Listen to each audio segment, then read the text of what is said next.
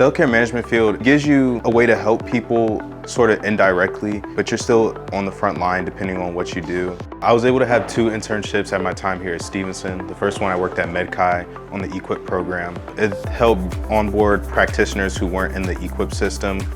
At Nexus Woodburn Family Healing, I worked on some standards of procedures that could be taken to other Nexus facilities within the nation. I haven't even graduated college yet, and I have a job at Johns Hopkins Hospital in downtown. Working at such a world-class institution, it just kind of reflects what I have learned here at Stevenson. The thing that makes Stevenson special is its ever-growing community. It's just a really close-knit community. I'm able to talk to my professors about anything class-related or not. I feel like I meet a lot of people from different places. I was a part of the football team, so I'm really ingrained in this community.